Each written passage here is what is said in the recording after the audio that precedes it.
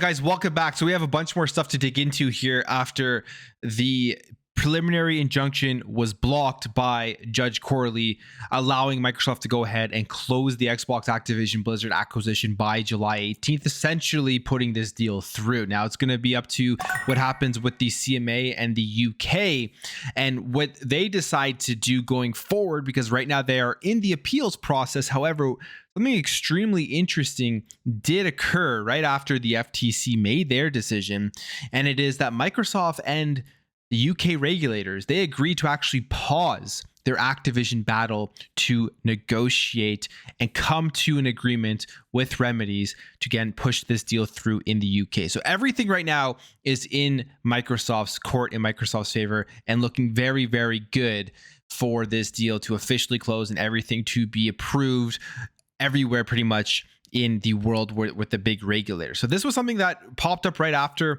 the FTC lost in court against Microsoft, and basically this is what is going on. It says Microsoft and the UK's Competition and Markets Authority have both agreed to pause their legal battle over the proposed Activision Blizzard acquisition in order to further negotiate. Microsoft has just won the FTC battle, and the UK regulators moved to block this deal back months ago, and right now it's in the appeals process with the CAT, but they have now decided to negotiate, saying, after today's court decision in the US, our focus now turns back to the UK. While we ultimately disagree with the CMA's concerns, we are considering how the transaction might be modified in order to address these concerns in a way that is acceptable for the CMA. And that's what Brad Smith said to The Verge.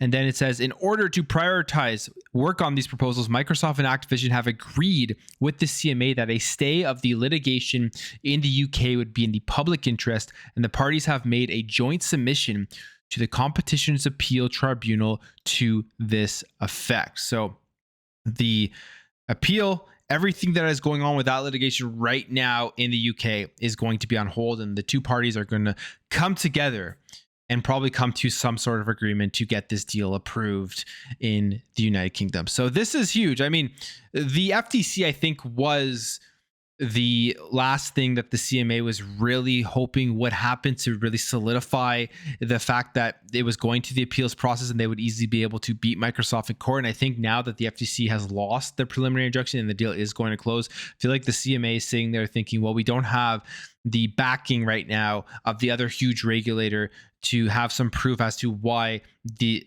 decision to block the deal in the UK should be upheld. So I think they're just going to go ahead and probably talk it out, come to some sort of agreement in terms of the cloud gaming market, because that's the reason why they did block the deal, and go ahead and probably make a deal to make sure this thing does get approved in the UK. Now, the CMA did confirm the decision, and they say here that they are ready to consider any proposals from Microsoft to restructure the transaction in a way that would address the concerns set out in the final report. And the final report, again, was all about the cloud gaming. It was all about it being a nascent market and a growing market, and Microsoft owning these titles and having them specifically only on their cloud service would stop new entries from coming in and hurt the current market out there, even though they've made all of these 10-year deals. So it'll be very interesting to see exactly how they would restructure this thing, what they would propose on top of the 10-year deals to all of the cloud gaming companies out there that would want the Activision Blizzard catalog. But I have a feeling this is going to end up with this deal getting passed in the UK. So that's really interesting. A good thing for Xbox, good thing for Microsoft.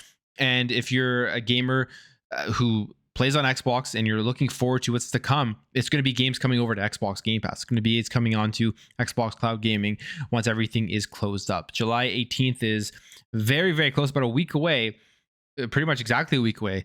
And we'll see what happens between now and then in terms of what Microsoft does to close the deal. Now, there were other things that did happen as well. And there were statements put up by Bobby Kotick. Phil Spencer put out an email to Microsoft, to his staff and stuff. And there's also a very interesting section within Judge Corley's decision calling out PlayStation. We will start off here, though, with what Bobby Kotick released after the judge made the ruling. Bobby Kotick says, today, a U.S. federal judge ruled in our favor, denying the Federal Trade Commission's attempt to block our merger with Microsoft. We're grateful to the court for the way this process was handled and the thoughtfulness of the decision. The U.S. joins the 38 countries where our deal can proceed. These decisions are based on facts and data that show our merger is good for players and for competition in the industry. We're optimistic that today's ruling signals a path to full regulatory approval elsewhere around the globe, and we stand ready to work with UK regulators to address any remaining concerns so our merger can quickly close. We'll continue to keep you updated on our progress.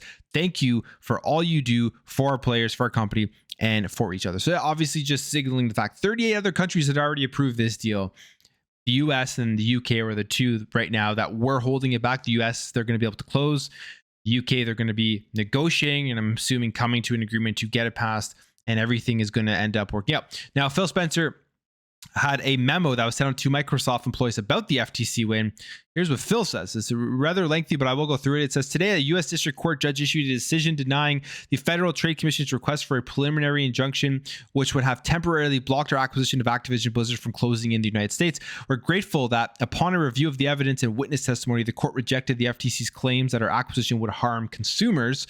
The evidence showed that the deal is good for the industry, that the FTC's claims about console switching, multi-game subscription services, and the cloud do not reflect the realities of the gaming market. And I think that right there is the major thing. I feel like most people going into this thing with the FTC didn't think that the FTC would be able to win in the console harm theory, probably not the subscription theory or whatever, but the cloud was the one, because the CMA blocked the deal, I think was the most iffy, and there was no harm to consumers that was found by the judge in this trial. It says, after today's decision, we are turning our focus to the UK. As you may be aware, a few months ago, the UK Competition and Markets Authority recommended that the deal be prohibited. We disagree with the CMA's concerns and challenged its decision on appeal. At the same time, however, we are considering how the transaction might be modified to address the CMA's concern in a way that is acceptable to the CMA. In order to prioritize work on potential options, Microsoft and Activision agreed with the CMA that pausing the appeal would now be in the public interest, and both we and the CMA have made joint submission to the Competition Appeal Tribunal Act. So just as we saw in the Verge article, what is going on here in the UK, they're pausing it. They're going to go back to the table and discuss. Obviously, Microsoft, again, like I said, they have all the power right now as they won the trial against the FTC. So they're going to go there and say, look, the United States, the FTC, our biggest market essentially, is saying that this deal isn't going to harm consumers. So what is going on here in the UK? Let's come to some sort of agreement, because right now the CMA is probably sitting there thinking that there's a chance that they're going to lose on this appeal. And I don't think they want to be seen as weak or as stupid or as wasting people's time and money. I mean, if they already aren't seen like that, if they lose this process in the appeals, and it probably will save a bit of face if they just come to an agreement to push it through. Now, he finishes off here and says, from the beginning, the gaming leadership team and I have believed that this acquisition will meaningfully benefit players in the gaming industry. Since we announced our intent, our actions have demonstrated our commitment to bringing more games to more people on more devices.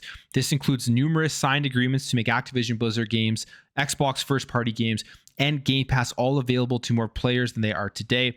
I'm proud of our efforts to expand player access and choice throughout the process. This deal has already been cleared to move forward in 38 countries, and we will continue to work toward a timely resolution in our jurisdictions.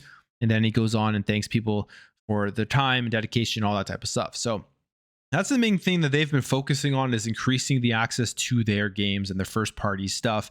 And of course, that overall is a good thing. I think that more people get to play these games, but it doesn't mean that the Xbox ecosystem and Xbox is going to just be giving out their games to PlayStation for every new game coming out. We did see the documents where Phil Spencer said all the Bethesda games going forward will not be on PlayStation. They are going to be exclusive, but that ecosystem that Xbox is creating, where it is literally accessible everywhere, is going to be massive, as more people are going to see the games that are dropping in there, especially after Call of Duty's come in, Diablo's come in. I know we saw yesterday that Mikey Barr said Diablo wasn't coming to Game Pass. He had to say that because the deal hadn't been approved yet, and it still hasn't closed, so he's not going to really be able to say much. But you can pretty much bet, I would say, I would assume, I would hope, I know those that are contradicting, but that the Diablo 4 is going to be coming over to Xbox Game Pass. And games like that are just going to be massive, especially as a marketing tool and as they announce the hype for that, where people aren't going to actually have to go out and spend the full price of it, and they're going to download these games on Game Pass. They're going to sign up for the service, play them, and then realize there's so much other stuff in there as well, and probably stay subscribed. So that's why this is a big win in terms of the Xbox side of things. Now, the judge did call out Sony, and this is a pretty interesting quote here. The judge says, this is from Charlie Intel, says the judge goes after Sony in her denial of the injunction, saying Call of Duty will, 1, remain on PlayStation, and 2, expand to more players thanks to the Xbox deal. The judge says this: Sony opposes the merger. Its opposition is understandable. Before the merger, Sony paid Activision for exclusive marketing rights that allowed Sony to market Call of Duty on PlayStation, but restricted Xbox's ability to do the same. And very cool to see that this judge actually kind of understands what was going on with Call of Duty throughout the last number of years, where marketed on PlayStation, which is fine, they paid for those rights, but there was tons of exclusive content on the PlayStation version of Call of Duty, and you had PlayStation here arguing that Xbox was going to do that, and that needed to be restricted, basically calling out Xbox for the things that they already do, which to me was an absurd argument. But the judge saw right through that. And continues here saying, after the merger, the combined firm presumably will not agree to such restrictions. Again, another great thing. Before the merger, a consumer wanting to play Call of Duty console games had to buy a PlayStation or an Xbox. After the merger, consumers can utilize the cloud to play on the device of choice, including it is intended on the Nintendo Switch. Perhaps bad for Sony, but good for Call of Duty gamers and future gamers. And that's it right there at the end of the day. I think this judge fully understands here that this entire argument against the deal from the FTC was to seemingly to protect PlayStation. Now, whether that was consciously done or that's just the best that they could come up with, it was all seeming like it was out there to protect PlayStation, but there wasn't really any mention of the consumers and how the consumers would be affected in a positive way if this deal goes through, with the game being available on more places than it has been previously. So it's good to see that the judge saw that, called it out, and I think that really kills a lot of any arguments going forward if there is an appeal, if it continues going through also through the appeals process in the UK. So that was interesting to see. And then finally, let's end off this update with this post here from Microsoft. And it's just showing the insanity of the amount of studios right now that Xbox is going to be having and the amount of employees that they're going to have. So it says Activision Blizzard now has over 15,000 employees. They had 10,000 when Microsoft first announced the deal in January of 2022. Here is a pie chart kind of breaking down, and you can see Activision Blizzard and King and Activision is the majority of their employees under Xbox, the majority of their developers.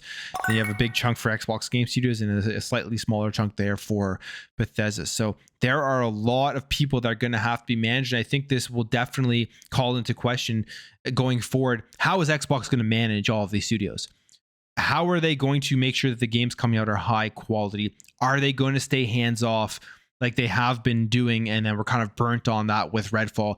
Or are they going to have a more structured system in place to make sure that games that are released either from Xbox Game Studios, from Bethesda, from Activision, Blizzard, even though technically they're all first-party Xbox Game Studios now, but no matter where they're coming from, are they going to be coming out at the highest quality possible? And what is the quality control going forward? That's going to be the main thing. Now, with that many studios, that many employees, and that many games coming out from a first-party perspective, not every game is going to be a 10 or a 9 or even an 8 out of 10. There are going to be some 7 out of 10s that come out, which is completely okay. There are great 7 out of 10 games out there.